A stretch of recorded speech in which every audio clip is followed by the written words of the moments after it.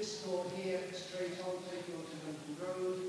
The meeting point is in the car park in that direction.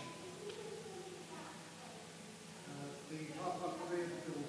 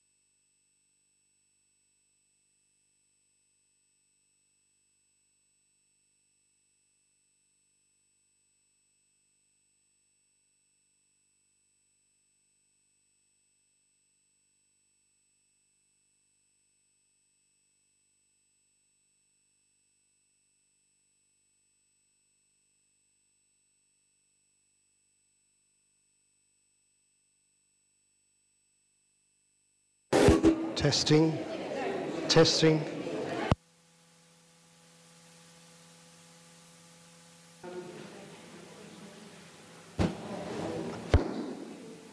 we start properly, can I just remind you of some health and safety issues? That is, if the fire alarm sounds, then it isn't a practice session, so you'll notice there are exits, which is that door there and to your left. This door here, straight on, taking onto London Road. The meeting point is in the car park in that direction. The car park at the rear of the building. And as I'm saying here, please don't enter the building after the alarm has been made. And finally, may I ask you to make sure to turn off your mobile telephones. If you've still got them switched on, please turn them off or put them down onto silent. Thank you. Can I just check, is this microphone working? Is it working now? Oh, that's good. All right, thank you. Right, so may I please introduce to you Mr. Tara Mukherjee, who is the chairman of the European Multicultural Foundation, which is the organisation which invited you here today. Mr. Mukherjee. Can you hear me? Can everybody hear me?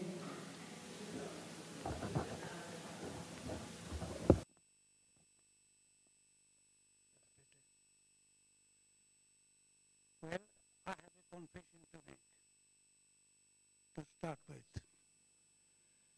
I have got a soft spot for Leicester and its people. I'll tell you the reason why. I came to Leicester in September 1948.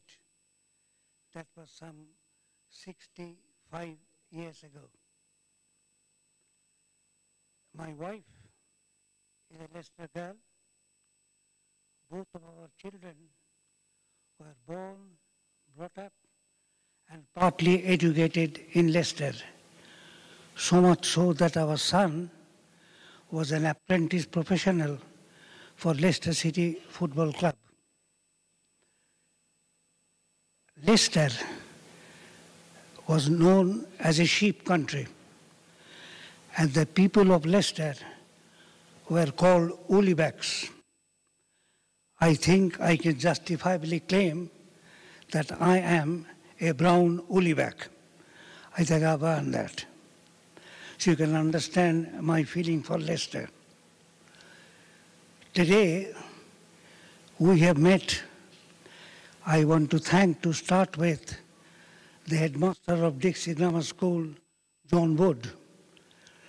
When we are preparing this Feel the Difference project in Leicester, I met Mr. Wood.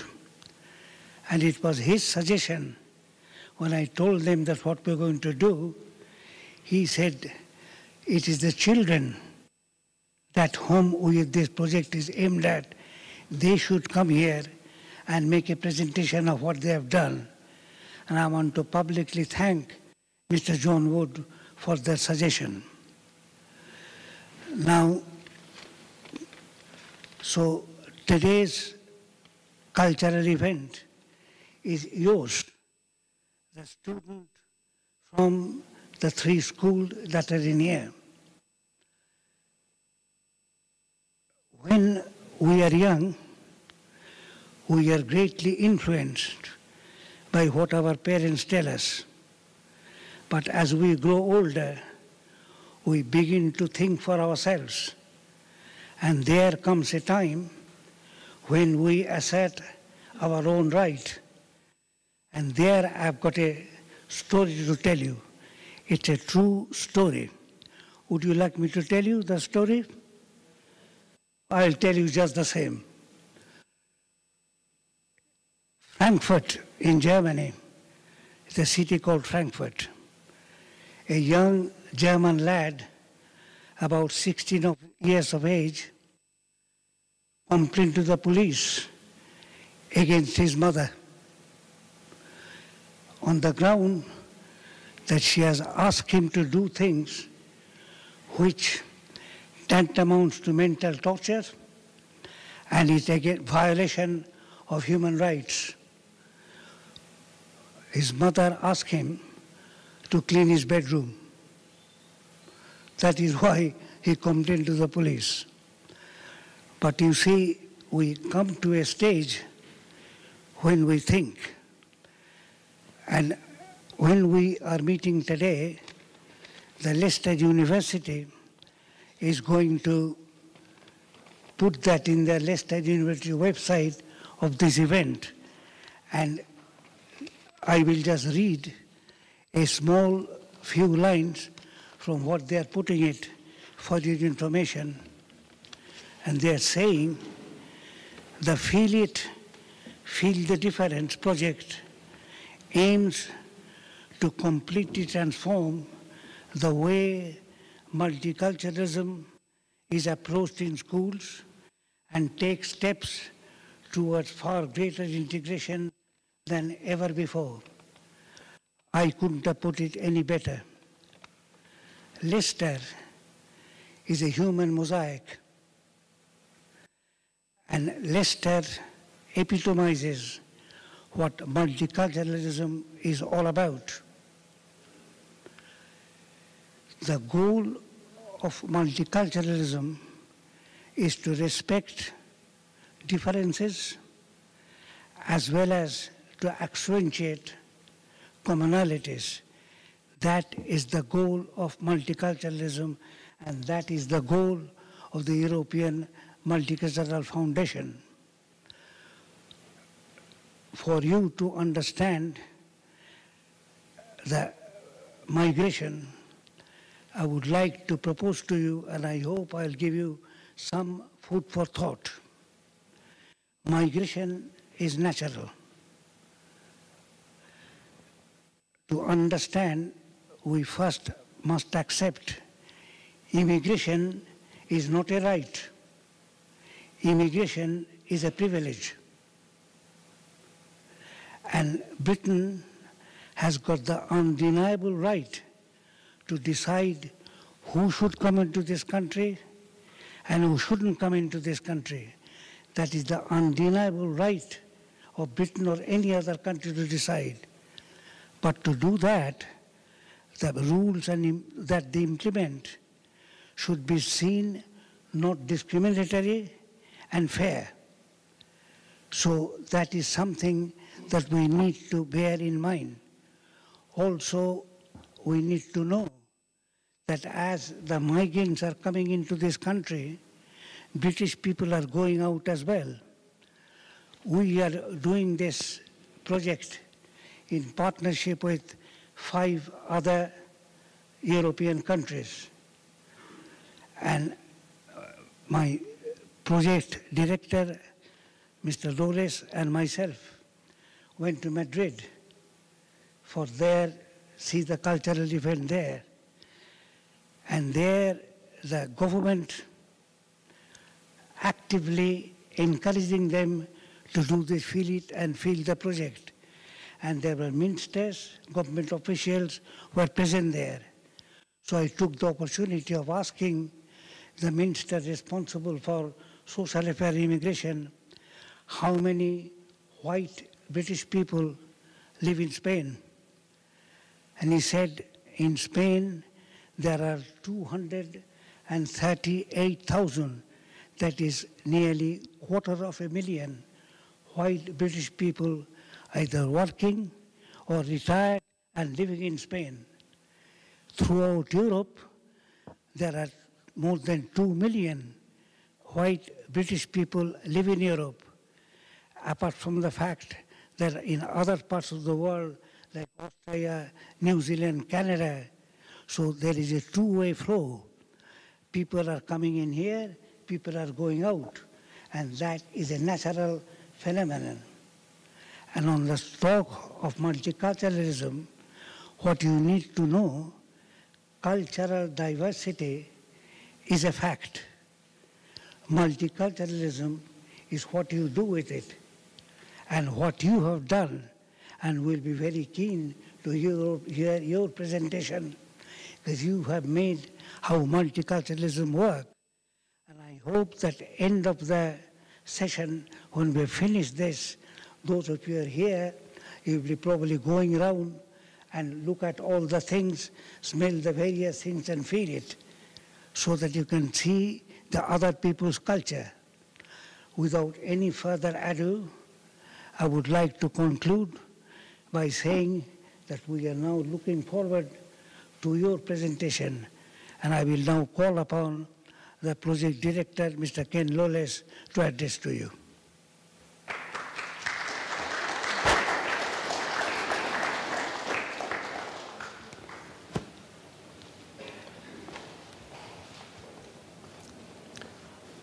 I've been asked today to, sorry, is this switched on again?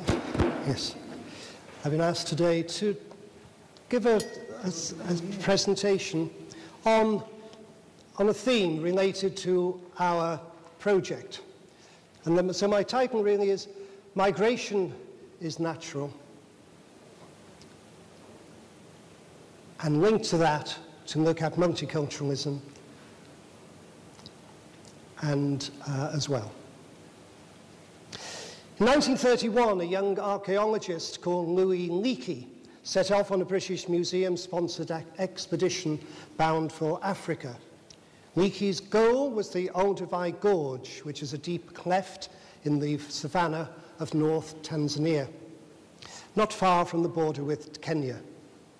It's part of the East African Rift Valley, which is a massive tear in the Earth's surface, which is thousands of miles long.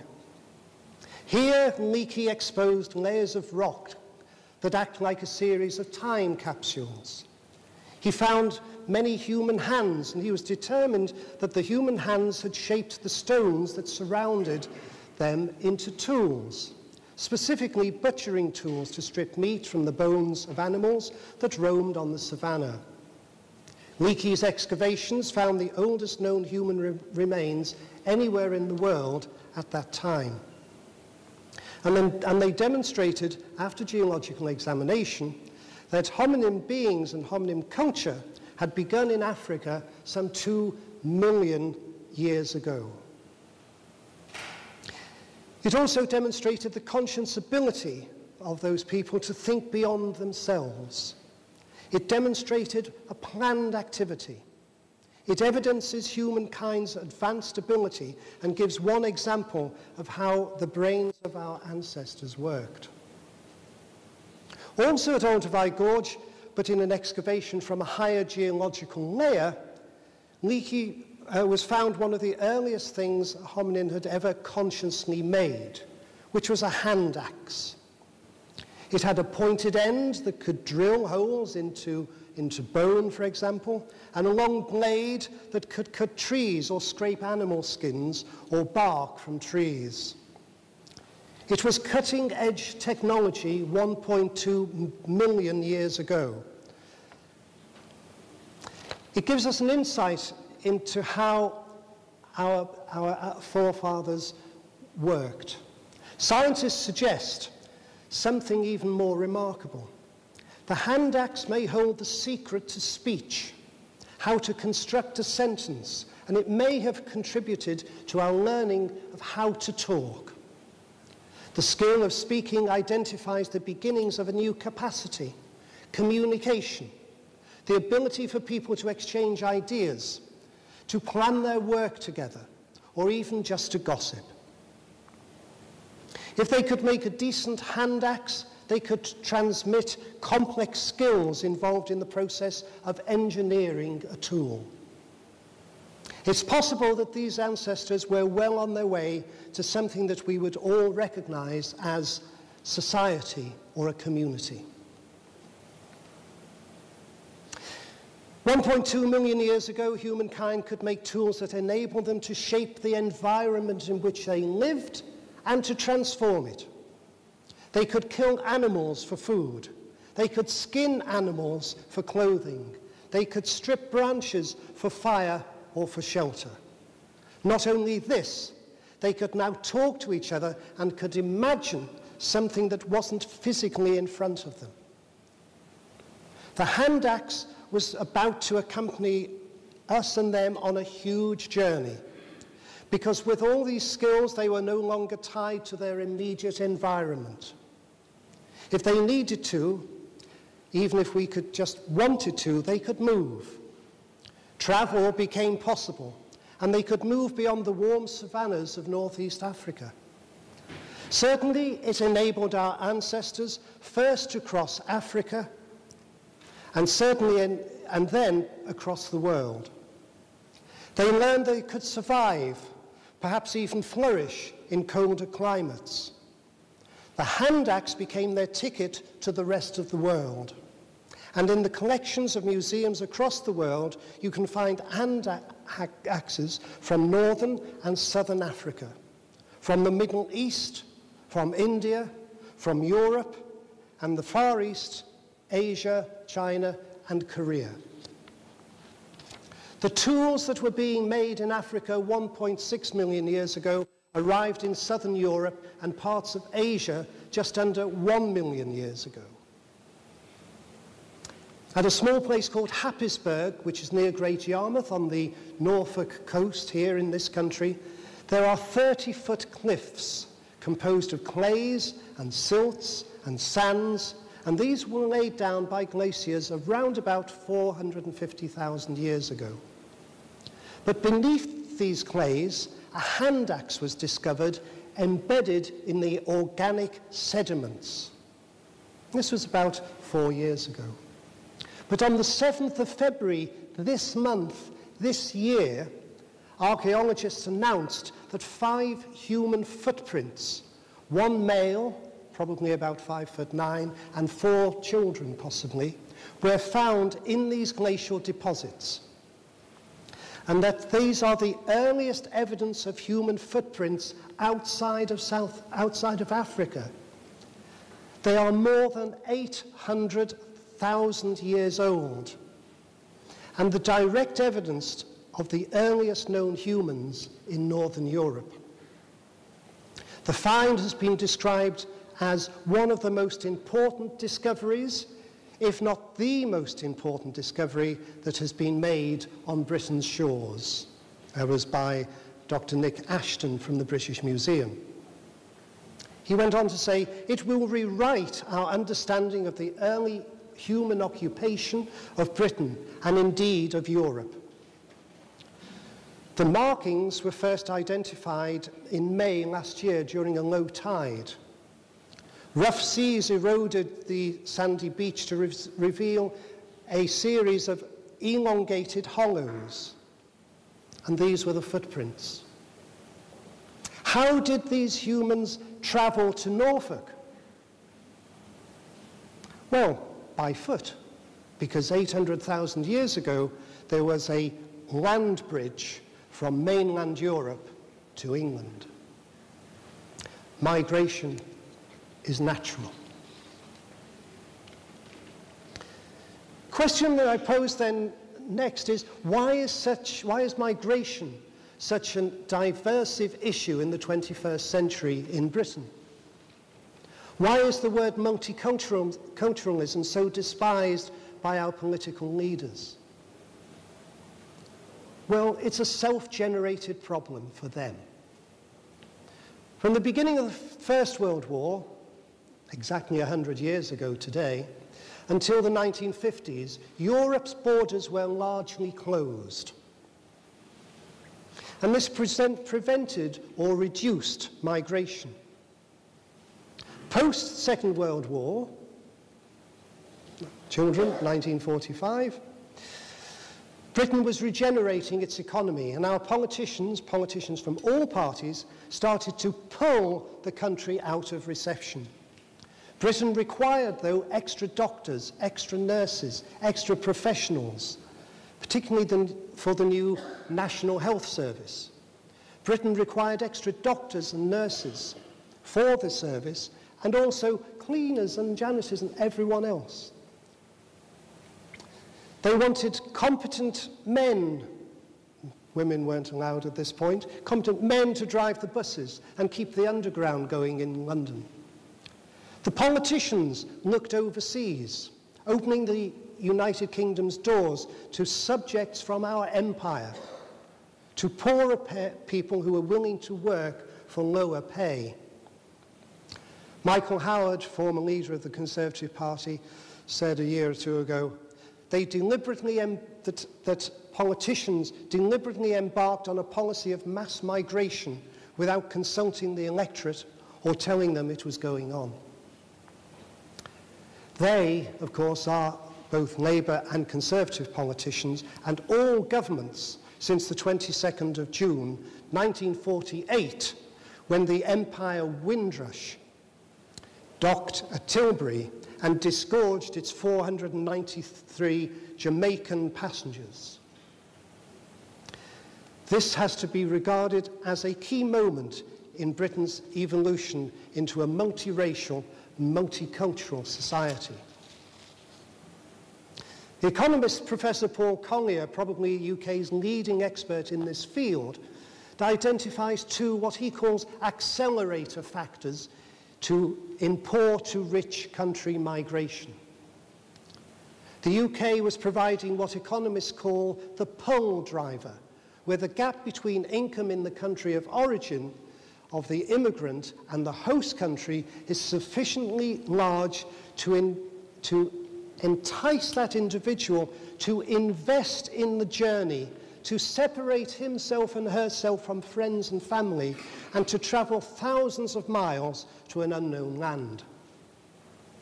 In this case, the host country had no fear that the wages of the indigenous population would be driven down, as the new arrivals would be getting paid less than the existing British workers.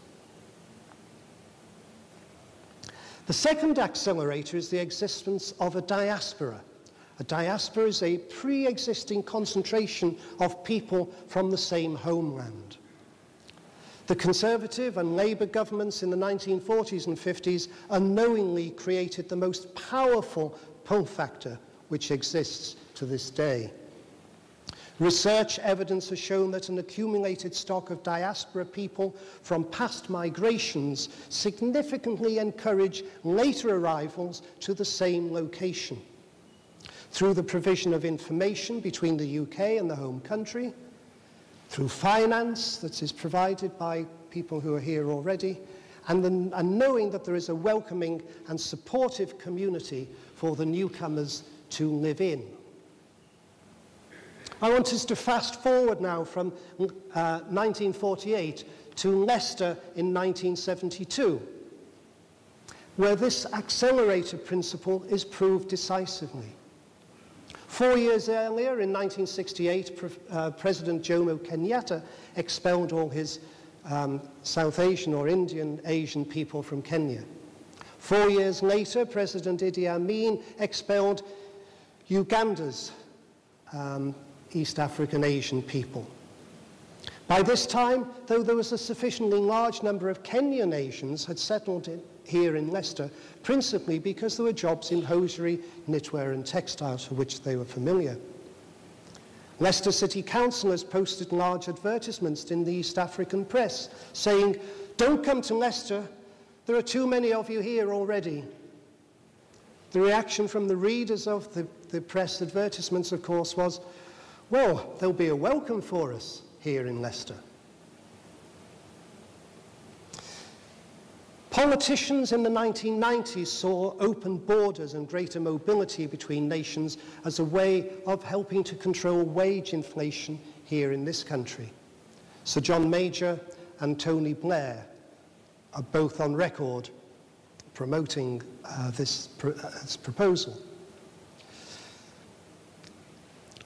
More recently, the Somali community in the city has developed in a similar way, in that Somalis have been resident in Britain for maybe 100 years. A large population, amazingly, is in Hartlepool in the northeast and in my home city of Liverpool, because they were ports and people were sailors and they travelled. However, there is a golden lining to the mistake made by our city politicians in 1972. The East African Asian migrants built on the base earlier created by Caribbean people and provided entrepreneurial impetus that has changed the face of Leicester, making it a vibrant, multicultural and economic success that it is today. Nationally, the so-called curry industry employs 72,000 people and contributes some £4.5 billion per year to the national income of this country. Immigrants have helped to make Britain wealthy. Immigrants have helped to make Leicester wealthy. And politicians should not forget or belittle that. But sadly, too many of them do. Being in the School of Education here at Leicester University today, I cannot fail to say that central government policy to curtail the number of overseas students studying in this country is short-sighted. And it's short-sighted on two counts. One, international students pay higher fees than their domestic counterparts, and of course they live here for 3 or 4 or 5 years, so they bring money into this country, foreign currency here. And secondly, Britain's political message to international students is clear. If you are a foreigner, you're not welcome in the UK. Now, on the other hand, universities are telling them a totally different story. We want you. And it's significant, though, that the number of applications for university places from India, for example, has fallen dramatically these last few years. Research has shown that students who study here are more likely to return to their homeland and view Britain as a place where they will send their own children to study and where they will look forward first to business partners and suppliers when they are decision makers in their own companies and their own country. Leicester, to my mind, is the most appropriate location to discuss Feel It, Feel the Difference, as the purpose of this learning programme has been to educate our young people, years 7s and 8s and 9s and so on. It gives them the opportunity to research and learn for themselves what migration, diversity and multiculturalism means in practice. And it's allowing them, and I look at you children now, it's allowing you to create your own opinions and to equip you to be able to counter the fallacious arguments that are made against migrant people in this country. And you just need to look around the boards that are in the room here. The arguments such as, when they come here, they get given a satellite TV. And if it's not leather jackets they get, it's mobile phones. They jump the queue for nice council flats. They're all lazy, work-shy so-and-sos. You can't move in Britain for migrants. all false, untrue, and unworthy statements made by people who may know better, but are saying it nonetheless. Multiculturalism is part of our larger human rights revolution, countering the old stereotyping that characterizes us along ethnic and racial lines. We in this room are challenging that worn-out, racialist, hierarchical and illiberal ideologies that are propounding the superiority of some people and some cultures over others. Britain is a multicultural society. Leicester epitomizes this fact and does so proudly. Britain cannot rewind the video to some golden age that no one can define or can remember when this country was monocultural and not diverse. We cannot start again. Some 100 languages and dialects are spoken in schools in Leicester and Leicestershire. And Leicester City is the most faith-diverse city outside of London. Britain will remain a multicultural society, a multi-faith society, and a community as such. It's with regret that I say that since the 1990s, when all our major political parties were promoting open borders and immigration, we've seen a backlash and a retreat from multiculturalism and a reassertion of ideas of nation building, common values and identity and unitary citizenship. This retreat is partly driven by fears among the majority group that the accommodation of diversity has gone too far and it is threatening their way of life. This fear often expresses itself in the rise of nationalist and populist right-wing political movements. In the UK, it's the English Defence League and the British National Party, who are defending old ideas of English for the English. But the retreat also reflects a belief among the centrist thinkers that multiculturalism has failed to help the intended beneficiaries, namely minorities themselves, because it has failed to address the underlying source of their social, economic and political exclusion and may have unintentionally contributed to their social isolation. As a result, even the political movements that initially championed multiculturalism have backed away from it and shifted to a discourse that emphasizes civic integration, social cohesion, common values and shared citizenship. The European Multicultural Foundation is saying that this established Western democracy can have respect for national minorities. We do have protection for human rights, although improvements can always be made. We don't have national minorities that destabilize our state. We recognize that genuinely multicultural cities are those where immigrants come from many different source countries, rather than coming overwhelmingly from one single source country. And that support for multiculturalism depends on the perception that immigrants are holding up their end of the bargain and making a good faith effort to contribute to society. The most visible manifestation of this in most countries is their economic contribution. EMF suggests that too many of our politicians have lost sight of these basic constituents. How disappointing it is that our three major political party leaders have scampered in the direction of demonizing legitimate British citizens for electoral advantage in 2015. Where immigrants are seen as predominantly unauthorized, as potential carriers of illiberal practices or movements, and or as net burdens on the welfare state, then multiculturalism is confronted with a perception that can override the forces that support it. We should better focus on how to explain the concept of multiculturalism more cogently. We can no longer rely on stating there are benefits of cultural diversity in intercultural understanding and condemning racism and xenophobia.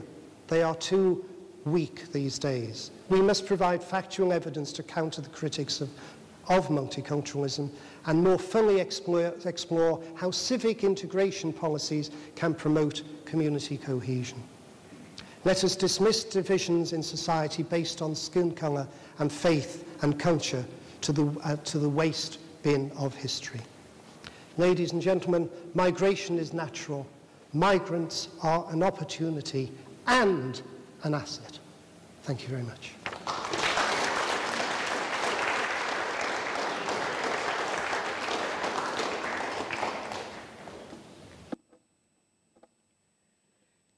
I want to reiterate what I said at the beginning.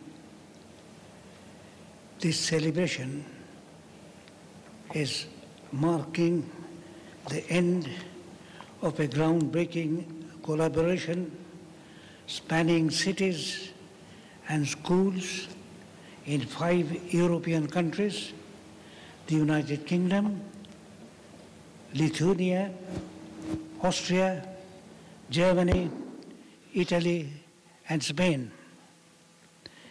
It will be watched by an audience of over 5,000 and covered by Leicester-based Channel 6 television.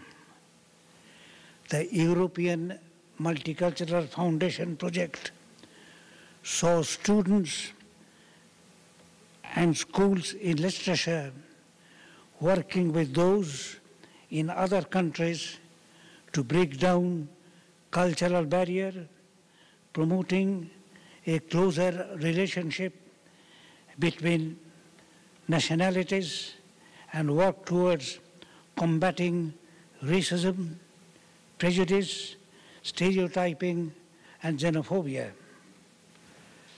As I mentioned, that this is all about you, the students. It is you who have been for the last 18 months doing what you think needs to be done to promote multiculturalism in the schools. Now it is my great pleasure to call upon the students from English Mater Catholic School, the Dixie Grammar School, and Market Bosworth High School to tell us what you have been doing, and we'll be listening that with great interest. The floor is yours.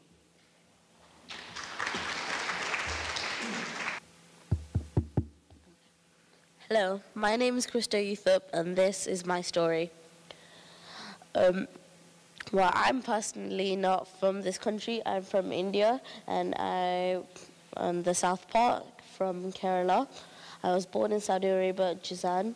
I was born on April 4th, 2001. I'm 12 right now, not 13 yet, in April. And I go to English Martyrs, and I'm in year 8. English Martyrs is an international school. Together we celebrate internationalism all through the year.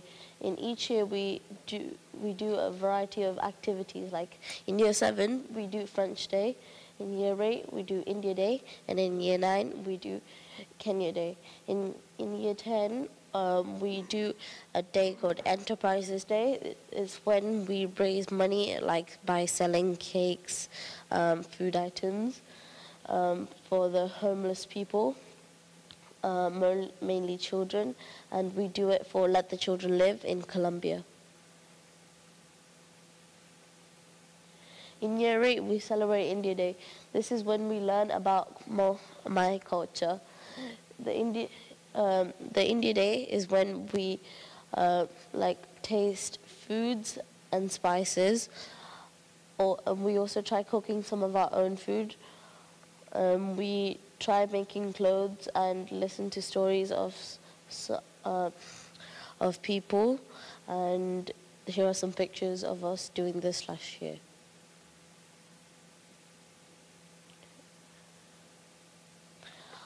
I like to show some photos from Year 8 India Day to show the 5 paths of diversity. Station 1, traditional Indian fabric design and students discussing how this relates to the diverse Leicester. Station 2, testimonials and stories of migration broadcast on school radio station. Station 3, sensory station, tasting, cooking and smelling Indian cuisine.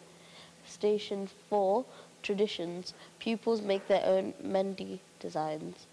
Station 5,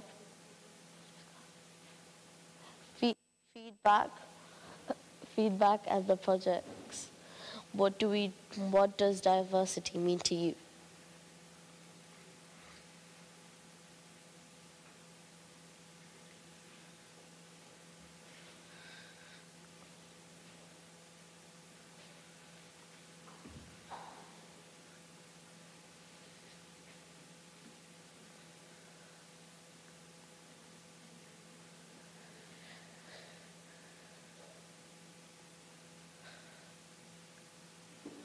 We have been working on a project on diversity and multiculturalism closer to home, and now we would like to share some of our work with you.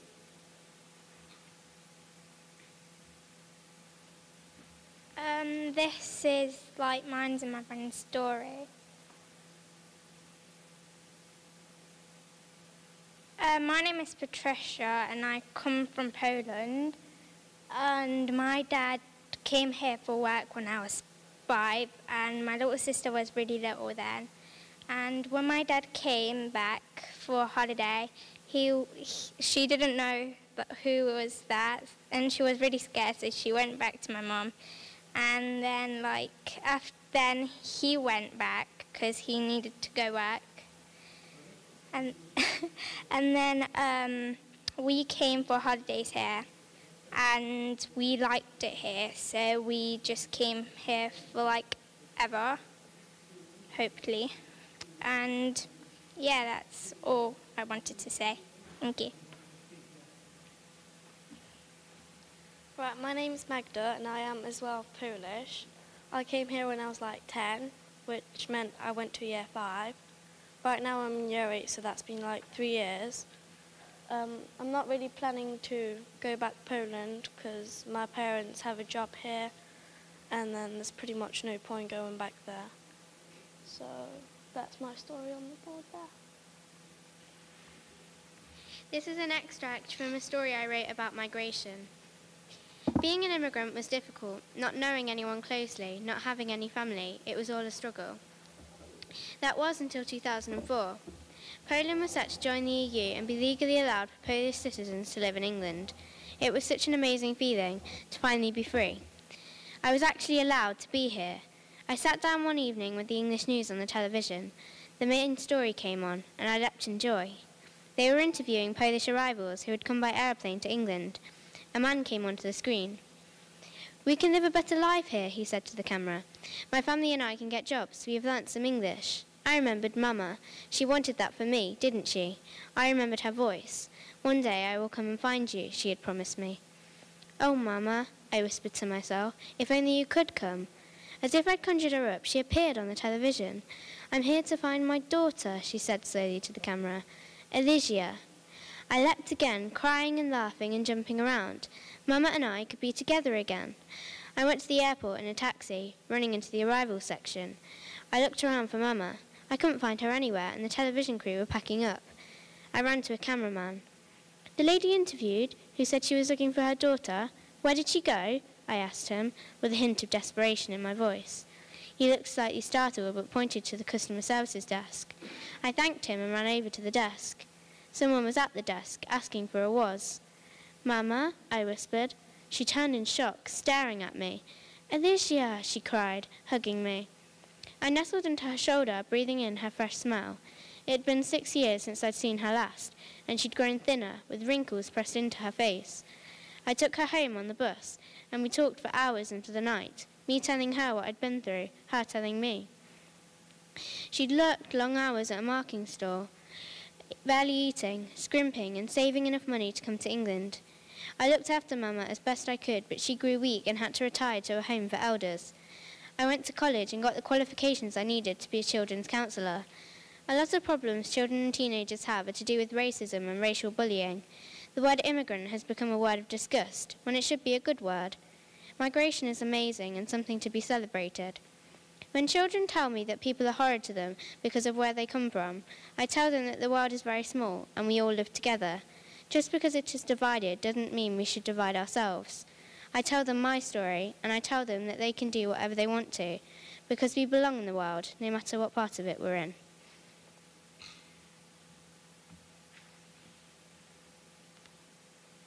Hello, my name is Marina. This is my eye catcher and my work on the diversity project. I designed this bracelet, and it's to show that we should celebrate diversity. People from all over the world migrate to other countries. As a result of this, many countries and cities have become multicultural, like Leicester. In fact, Leicester is the most multicultural city in the whole of England. This is because migration has forced people to travel to England. In Leicester, citizens appreciate the fact the city is multicultural and try to follow and discover new cultures. There are 329,000 people living in the city, 24,000 more than in Nottingham, while 250,000 live in Derby. Leicester Citizen is also joining in with festivals like Diwali, where everyone gathers in the city centre and admire the lights and food. The benefits of migration.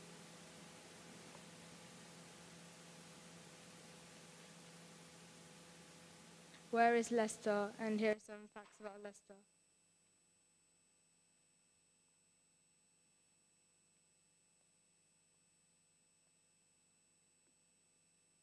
Here's a poem about diversity. Different individuals valuing each other regardless of skin color, intellect, talent, or years, age.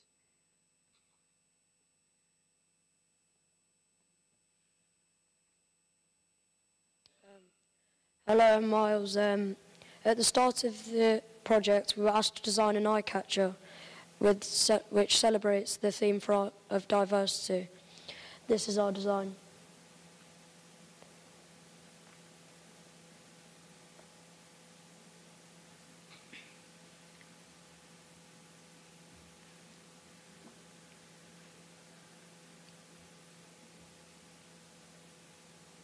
Hi, I'm Francesca, and this is my eye catcher. My eye catcher has been used as a design for our t-shirts. My inspiration was multicultural Leicester. We are all the same.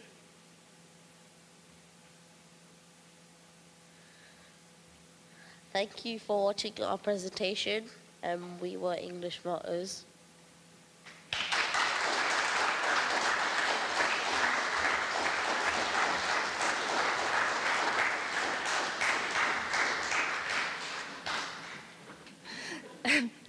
Unity in Diversity by Peter Vexer. Unified in diversity. That's what people today should be. Humans embracing harmony and happiness.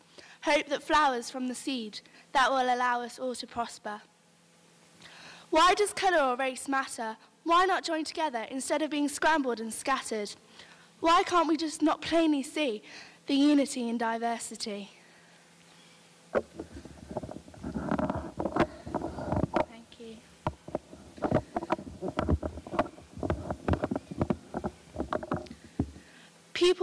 People will be people all the same, and under the setting sun, nothing may ever change.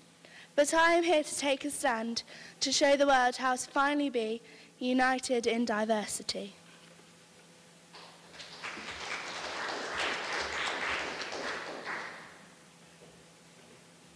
We've done some interviews on diversity, which you can see in our stand, but we're going to present some of them to you. I came to Leicester from India in 1967 with my parents when I was 25 years old. I like Indian food, but like lots of different varieties as well. I don't go to the temple, even though there are many here in Leicester. I came to England from Vietnam to study for my PhD. I'm now a lecturer in a university. I love my job and meet people from a great many different backgrounds. We all get on because we all like to study and research. In other words, our common interests connect us. Even in Vietnam, I watched Indian films and I still watch them here in the UK. My name is Hania, which means pleased, and I'm pleased to be living in Leicester. Although I'm Hindu, I celebrate all the different festivals from a range of faiths. I especially love Christmas because obviously it is a very special time of year. All my children receive presents and give out presents as well. My father moved here for business and then the business grew, so he decided to stay here. I'm from St. Kitts in the Caribbean. I belong to the Presbyterian Church. My dad came here in the 1950s because the British government wanted him to work here. I have 6 brothers and 3 sisters. 3 siblings were born in the UK. My traditional food is green bananas, rice and peas, and anything fried basically. It takes a long time to prepare the beans and you have to soak the food in lemon and vinegar. It is also quite spicy. No one in my family likes plain food. One of my sisters is a great cook, but I also love Nando's spicy chicken. I like it better here than in St. Kitts. The food is not as overcooked. I wish there weren't some good Caribbean restaurants around here, but there aren't. I came from Kenya in 1983 to study abroad. I finished my studies and then settled in England as I got a job and our family's business in Kenya was not doing very well. I do eat Indian food, but generally food from all over the world, but I still add spices to everything. I have many friends from all different ethnicities, and I feel we get along fine. Essentially, we are all on this earth striving to have a happy life. Thank you.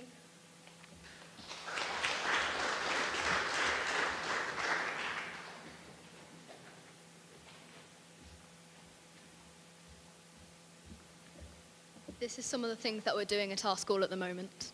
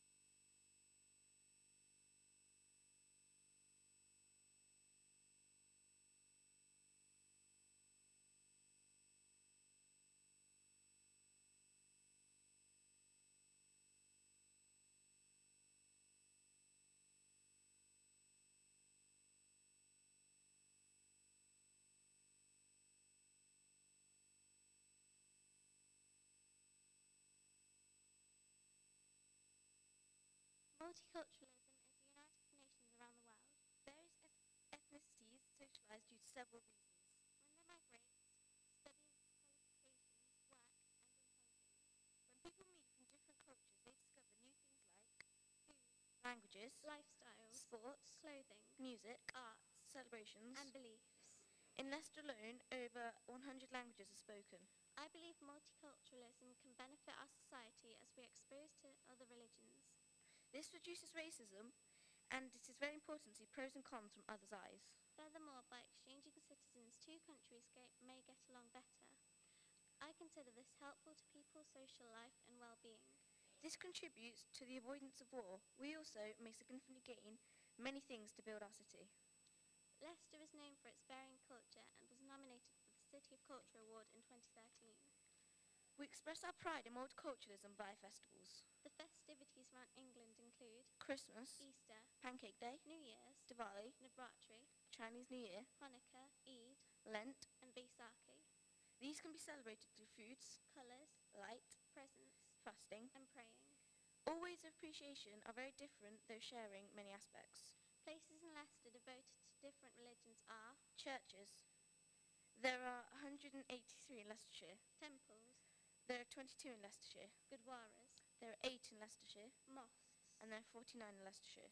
We, TMBS, are exposed to different societies through the religious education and PDP. This term, the Year 8 have been exploring immigration, foods, languages, arts, religion and clothing. Thank you for listening.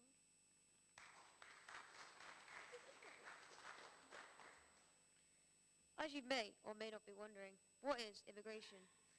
We have some questions on this board that you might be asking, and we are going to answer them in full detail. First off, just give up. Yes, okay. What is immigration? Immigration is when a family from one country moves to another country because of various reasons like family members or resources. It mainly happens between poor countries and wealthy countries. This is because the immigrant will want a job in a wealthy country to earn more money. Is it legal? Immigration in some cases is illegal. This is because the immigrant does not possess the correct legal documents like a passport. However, if the immigrant did possess the legal documents, they could enter the country and may think of starting a life. Why do people do it? People immigrate to other countries, as we said before, for various reasons like family members or resources. However, people could immigrate because they are criminals or wanted people in their countries, and therefore would not want to go to jail. This is illegal. It is illegal immigration. How many immigrants are there in the UK? It would be hard to tell how many immigrants are in the UK because many are entering the border every day. However, we have a rough estimate of 8 million people, many due to being able to raise a family happily and safely. And finally, immigrants bring a host of traditions, culture and food to our country. They also bring new skills and take the jobs that most people will not want to do. This is how immigration benefits our country. Thank you for listening.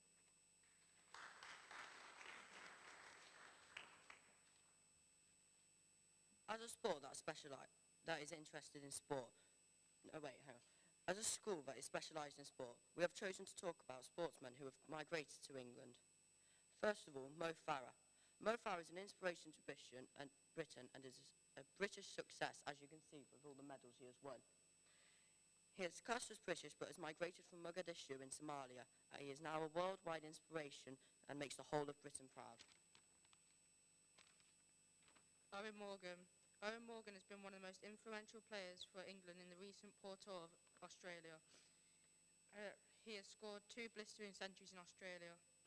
He is also known global for his innovative style, and he is classed as an English player, even though he's from Dublin in Ireland, but has migrated to England and has been here for enough years to be classed as an English player. John Barnes. John Barnes was born in Jamaica and was one of the most influential footballers. He was world class at Liverpool and is one of the nicest players on the football pitch. He migrated here into England and has now become one of the greatest England players in history, and he has shown that by earning 79 caps and an MBE. He now has shown to the young footballers that football does not need aggression to be world class, just like him. Chris Froome. Chris Froome is a Kenyan-born British professional road racing cyclist winner of the 2013 Tour de France. Brought up in Kenya and South Africa, he trained to become a cyclist when he migrated to Britain in 2007 and has since become one of the world's greatest cyclists and has influenced many young children around the UK. Thank you for listening.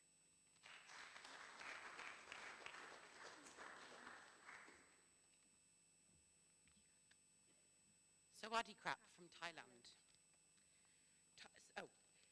We chose one country we chose for our project was Thailand because we wanted to prove how influential and important this country is to the UK. Thailand is possibly one of the most influential countries in the world, bringing food, festivals and culture to Britain. Thailand is a haven for tourists, with over 12 million people flocking there every single year. Bangkok, the capital city, is home to over 8 million people and is located in the centre of the country, an important political place for the UN. Flag and history. The Thai flag, due to the independence of the country, has a relatively new flag dating back to 1917. Previously, the country was called Siam, and its flag was very different. It had a red background and a white elephant in the centre. The newest Thailand flag has 3 colours, red, white and blue. Red represents blood from the war, white represents the peace, and blue represents beautiful oceans that surrounds. The language. The language spoken in Thailand is Thai. Thai is possibly one of the most difficult and expressive languages in the world, with, on average, words having 7 letters. Thai is very heavily influenced by Vietnamese, Indonesian and Indian, and however is strangely unique to any other language and is not widely spoken anywhere else in the world. So to help you master some small bits of basic Thai, I'd like you to repeat after me, if that's all right with you. So to say hello and goodbye, we say Sawadee Krap. Sawadee Krap. Sawadee Krap. And thank you is Kap Kung Krap. Kap Kung Krap. Very impressive. Thai food is also very, very important. The culture has shaped the way Thai food has evolved, with its mouth-watering spice palette and intriguing concoctions of vegetables and marinades. Thai is becoming increasingly popular in the UK and abroad because of its unique spices, and Thai street food is very unique and strange and possibly disgusting to some of you. These include stir-fried, grilled and sautéed cockroaches, crickets, locusts and tarantulas. Kap Kung Krap.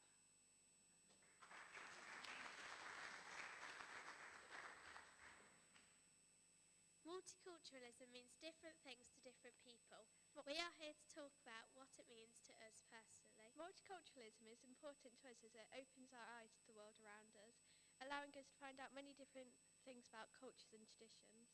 It helps to create a friendly and diverse atmosphere amongst society. Understanding other cultures also stops racism, as you can understand why people might cover their face or eat certain foods.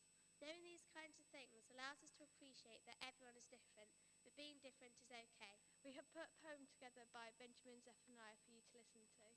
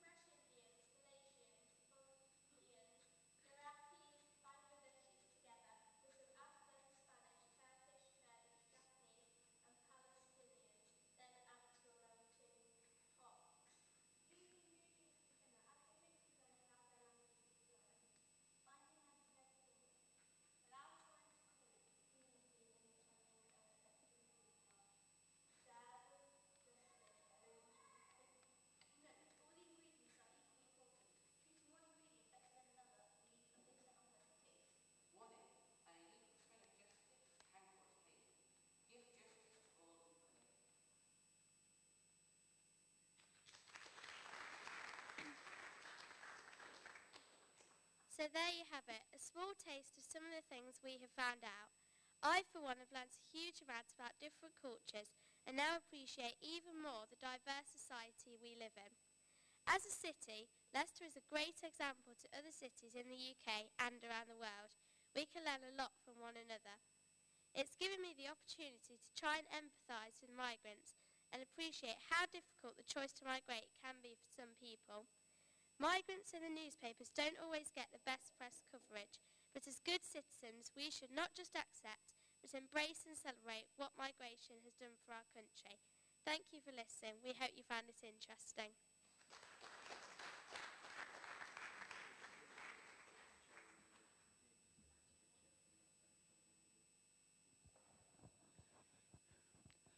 Let me first introduce you to Obajem Agadayan. Today's Mr. Obajem Agadayan is the president of Verein Multicultural in Austria from Innsbruck.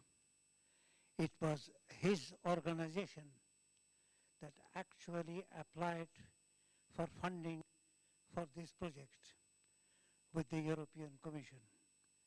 And without his success in the application, this would have never happened. Their cultural event that took place had a national publicity. And it is my honor and privilege to have Mr. Agadayan with us. He came all the way from Innsbruck to address this. And then we have with us Mr. Bhupen Dave. Mr. Dave is a director of European Multicultural Foundation. Like Mr. Obajem, he is also a member of the Board of Management of European Multicultural Foundation. And he is also the direct trustee and a director of Confederation of Indian Organization, whose headquarters is based in Leicester. The program is, I will call upon Mr. Agadayan to say a few words, and then Mr. Dave will present the Certificate of Excellence to all the students who have taken part. When that is finished, I shall then ask you, the people who have to come here, to make some comment, and I will call one or two people and others might like to join. When that is finished, I shall move a vote of thanks and finish the program. With any further ado, it is my privilege to call upon Obajem Agadayan to say a few words. Thank you very much, Mr. Mukherjee. He promised too much with presidents and blah, blah, but I'm not that important. I'm very glad to be here today. My name is Obajem Agadayan. I'm the chair of the Multicultural Association from Innsbruck, the western part of Austria, in the middle of Europe. Our association is based in Austria, and we deliver different services for migrant people, especially in the field of education. So the idea for this project, Feel the Difference, started 2 years ago, as we had in mind to make diversity touchable, accessible, and visible in public places. And this, we wanted to have it to be discussed by young people, to be developed and produced by young people, and at the end also to be visited and shown by young people. So that was our aim. As you see, we are not the youngest one now here in front of us. I would need one assistant. Any volunteers from the students? I would prefer a lady. I will say afterwards why. Any volunteers? A young lady? Yes, please. Would you like to assist me, please? No worry, it's not dangerous. Yes, thank you very much. So what's your name? Paris. Paris? Okay, my name is Oragam. Thank you very much. Okay, the diversity like it was, what we all heard about it right now, about the multiculturalism and so on, this is one part of it. The second part of this concept, of this strategy, or what you ever can call it, it is like you see now with us. So, just think very simple and easy. What do you see? What are the main differences between us? Age. Thank you very much. Do you mean I'm too young or what? Gender. What else? What do you see? What kind of difference? Pardon me? Hair color. So, she's darker than me, I'm white. What else? Think very easily. No. How do you see the difference of the language? If you don't speak, you cannot see that. What do you see? Clothes. Much more easily and at the first place. What do you see by the young lady? Glasses. Yeah. So this is everything what you can see here. What else? Skirt. I don't have it. Sorry. So these are at the first place what you can see if you meet someone. And this concept of diversity, it's about perception. You don't have an idea what kind of a man I am. A stupid guy just stinging and with boring stuff, torturing this young lady. I don't know, maybe I'm a really sympathetic man if you will get know me. No idea. And I also don't know her. How is she with maths or no idea in history? Is okay with history? Okay. Well, perception is the A of the diversity concept. Because, well, everyone will get a different feeling. For example, like from this event today here. Someone will go home and say, that was a boring stuff. Some will say, wow, that was really interesting. I've had interesting stuff. No idea. But from all of us, what we will take from here will be very different. And also all of us here, even if we will come from the same village, everyone will be very different, very unique. Paris is also unique like me, and this is good so. And this is the concept of diversity. Not about the culture. Of course, these are also important. All this stuff, what we developed here, this is one part of it. But the second part is, please don't forget it. We all the humans are unique, everyone in this room. And of course, as a unique person, what you can see if you will meet someone, this is something, but also please don't forget it. What you cannot see is also very important. What can you not see by this young lady?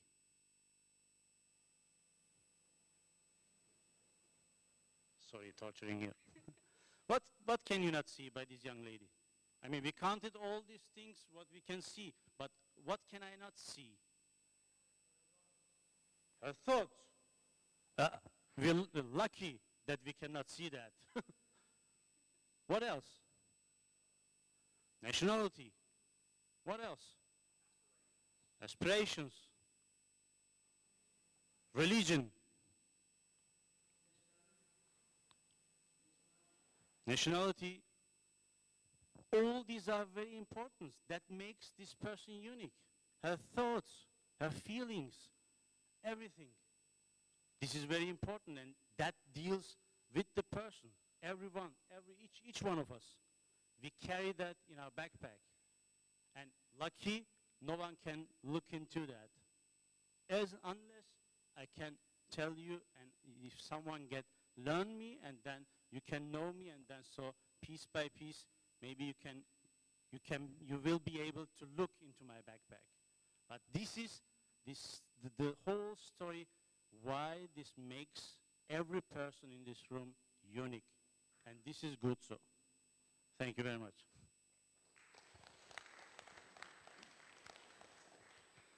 And this is the background of this project. Because as you can see by the logo, there says, feel it, feel the difference. And the aim was not just to point out the differences, no. Just to point out to this concept and underline it, that everyone is unique. And all these differences making us unique, but it's important. And that's the human beings are. And the whole society, if you can imagine,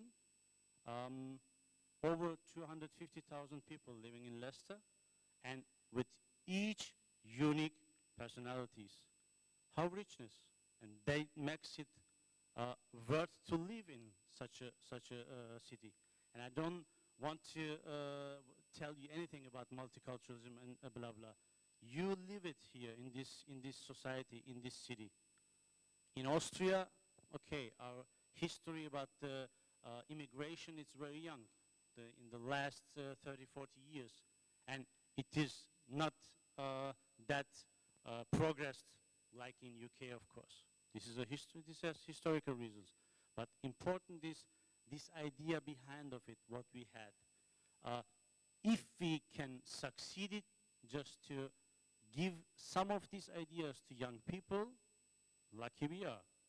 And through all these 5 cities, 5 countries in Lithuania, UK, Spain, Italy, Germany and Austria, this was what we tried in the last 18 months to implement, to realize.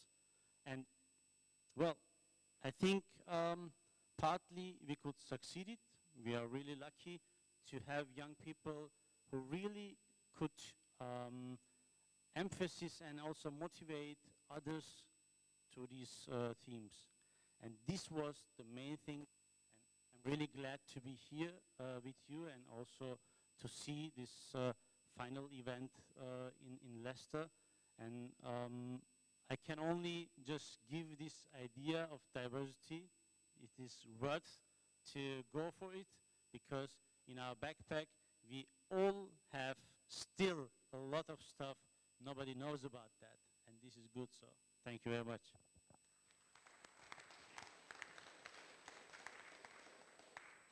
Thank you, Wajam.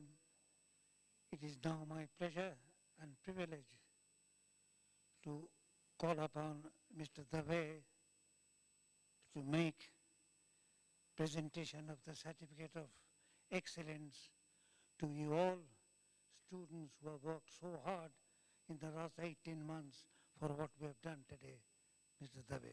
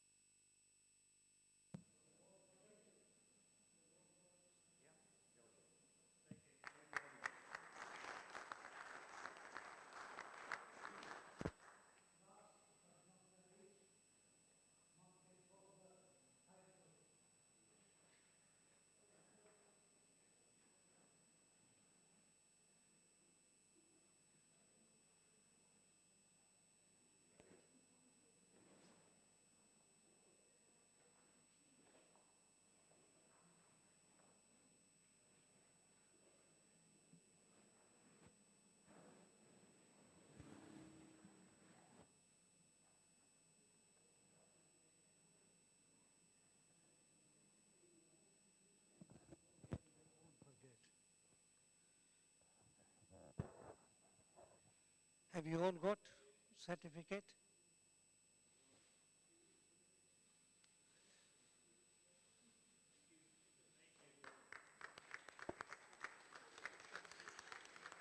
What about the teachers?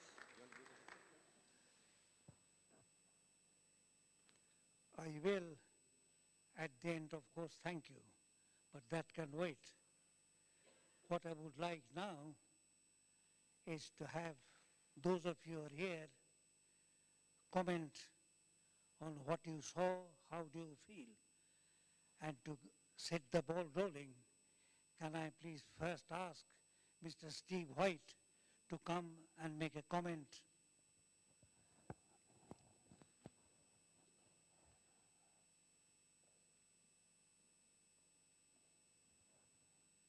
Jai Shri Krishna, Jai Shri Ram, Assalamu Alaikum, Sat Sri Akal.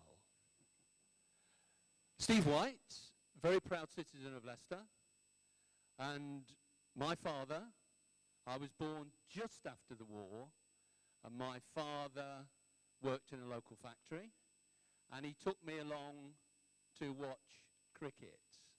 And one day, I'm about your age, probably a bit younger, and my father pointed out, he said, there's one of the greatest cricketers ever you'll see in Leicester. You know what his name was? Tara Mukherjee. I think if Tara had been born in a different age, we might have been saying Kevin Peterson. By the way, there's another person who's come from elsewhere, South Africa, and contributed to this country. I just want to say, I happen to be head of Rushmead School for 17 years. It's fantastic that you students from the county and the city, and let's not forget the Key Root Foundation, they're a supplementary school. They've worked on the project as well, and unfortunately, they couldn't get the time off or the release for today, so they've contributed as well. I feel very privileged because I was born and bred in Leicester. And you know, when I was born in 1946, it was a great city. But you know, in 2014, it's a much better city. And you know why? It's because of people like you, and people like Tara, and all the people that have contributed to this city to make it a great multicultural city. And I get sick and tired. I'm a political animal, but I'd love to see here today David Cameron, Nick Clegg, and Ed Miliband. And I'd like them to see what young people of Leicester and Leicestershire, and some of us who are a bit older, actually get out of life. We get so much. And you know why we get so much? Because we share. And your sharing this morning has been fantastic. I'm probably getting his name wrong, but Overjem from Austria, thank you for being with us today. Thank you for sharing what you have. And so many friends. And I can't resist this. Sorry, I'm a bit keen on sport, you probably noticed. You know where I got it from? I got it from my dad. And my mum likes sport as well. By the way, my sport's table tennis. But let me be very quick now. You mentioned Mo Farah. You know where I met Mo Farah? About a quarter of a mile in that direction on Victoria Park. Just before he won all those medals. And you know why he came? Because he had his friends in this city. Guess where they come from? Somalia. And he came one afternoon, a Sunday afternoon, with his daughter, didn't have the twins then, and his wife, and we had an afternoon on Victoria Park, and youngsters ran. What about Emil Heskey? Well, what about Manu Tuolagi? What about Krista Cullen? Now, there's a very good one for you. Who can put the hand up just very quickly and tell me who Krista Cullen is? She just retired from Leicester Ladies Hockey. And you know where she came from? She came from Africa. She came over, I think it was Kenya or whatever, to play in our teams. And here's the proudest thing for me. Put your hand up if you've heard of Jigger Naik. Come on. Leicester spin bowler. Is Is he a good spin bowler? Yeah. You know what they said? You know that Swanee guy's gone now? Well, they've been saying that Jigger Nayak will probably take Swan's place. You'll never guess what school he went to, Tara.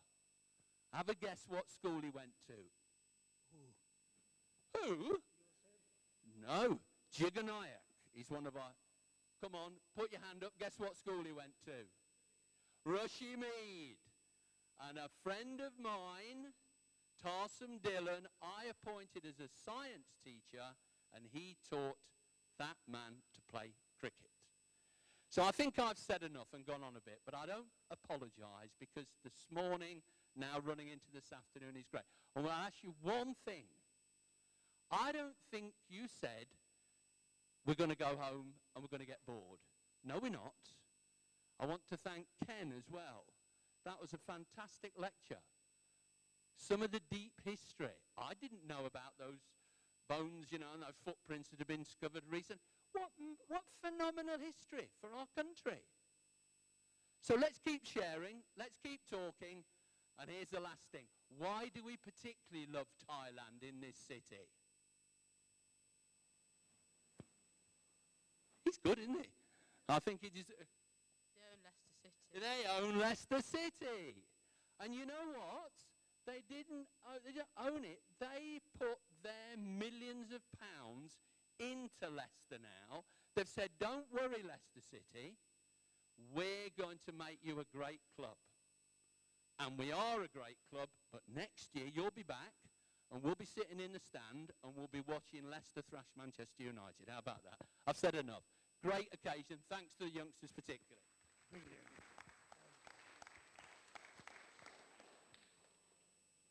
Well, that was brilliant. It brings me memory when I was playing cricket with your father. Is there anybody else wish to make a short comment before I start thanking? Please do come up.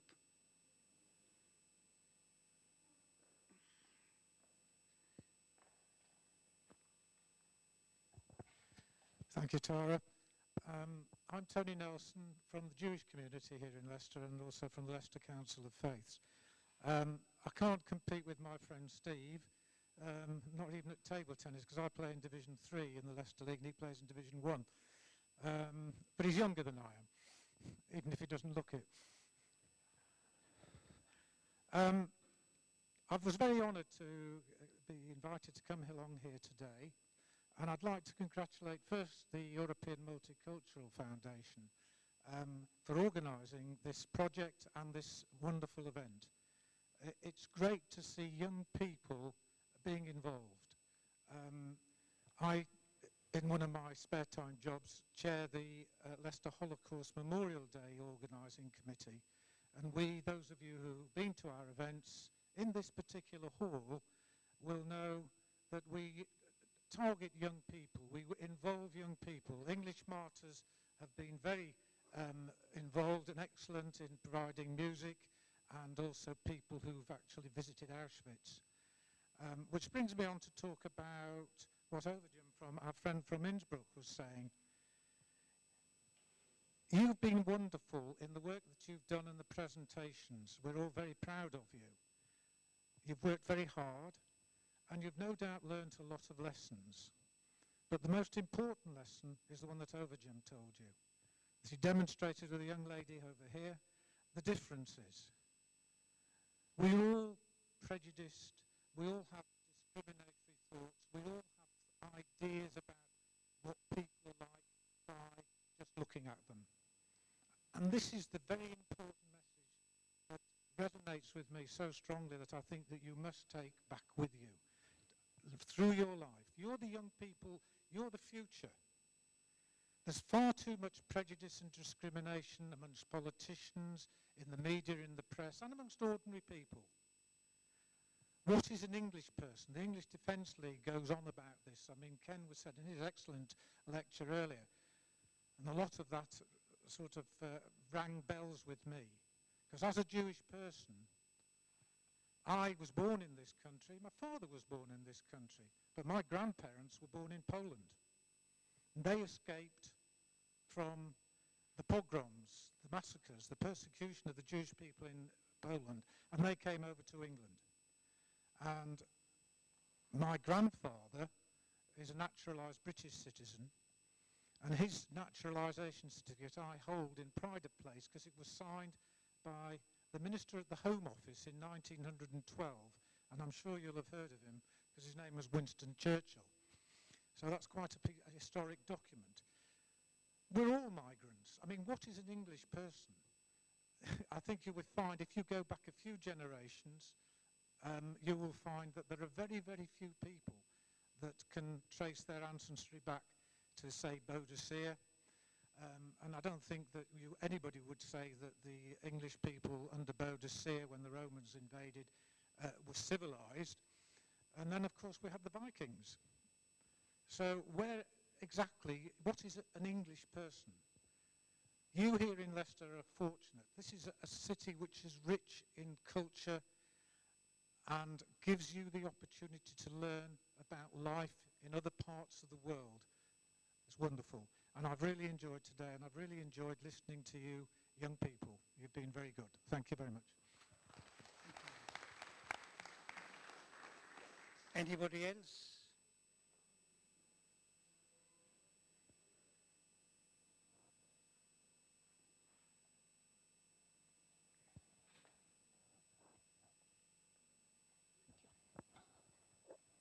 I think I'm gone like Steve White, and I'm not a sportsman. But we have one sportsman here, which is Tara. Tara means a star. It's a shining star, we call it. Her has given me a lot of inspirations since I came in this country. And in 1960s or 70, Tara was a president of Indian organizations, India League, and he has brought the culture, the history, and all the events in Leicester, and that was Tara Mukherjee at that time. And he's an inspiration to me, as I was talking to Tony, who's sitting next to me. And I think this sort of project, we should it be shown around to the House of Lords of Parliaments to see themselves what we have achieved in this country and what we have brought in this country. We have brought rich culture to this country. And I don't know, Tara, what we are going to call ourselves. Are we going to call ourselves immigrants still? Are we immigrants or emigrants? No. But we are the real messenger of this country. We are the challenge to this country like England. And because of the people like yourselves has made history telling the story about the history of the migrants of this country.